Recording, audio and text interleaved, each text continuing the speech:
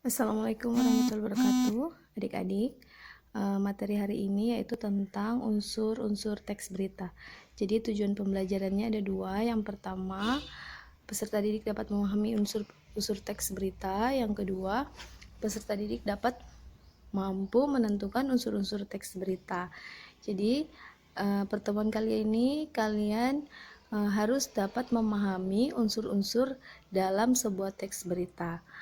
Ini adalah unsur-unsur teks berita. Kita bisa menyingkatnya menjadi 5W tambah 1H atau dalam bahasa Indonesia adik Simba.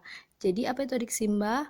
Kepanjangannya apa, siapa, di mana, kapan, mengapa, dan bagaimana. Sedangkan 5W tambah 1H yaitu what, who, where, when, why, how. Itu adalah unsur-unsur dalam teks berita. Jadi teks berita itu tanpa ada unsur-unsurnya tidak lengkap, dia bukan disebut dengan sebuah teks berita. Nah, ini adalah contoh. Cobalah lihat kembali teks berita yang kalian buat minggu lalu. Jadi minggu lalu kalian sudah membuat teks berita kan? Nah, sekarang perhatikan pernyataan berikut. Jadi pertanyaan. Ada pertanyaannya, peristiwa apa yang terjadi? Siapa yang mengalami peristiwa tersebut? Nah, kemudian di mana peristiwa itu terjadi, kapan peristiwa itu terjadi, mengapa peristiwa itu terjadi, dan bagaimana cara pencegahannya.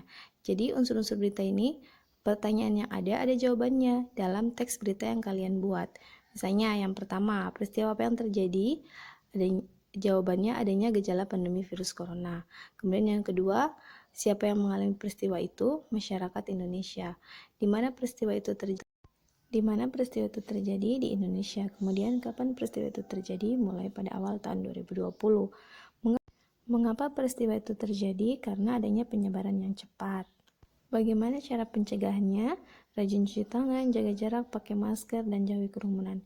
Ini adalah unsur-unsur dalam sebuah teks berita. Jadi dalam teks berita itu harus ada pertanyaannya. Pertanyaannya dilihat dari mana? Dari 5W tambah 1H atau bisa disebut dengan adik Simba. Itu adalah sebuah unsur-unsur teks berita. Terima kasih atas perhatiannya. Hari ini pertemuannya sampai di sini.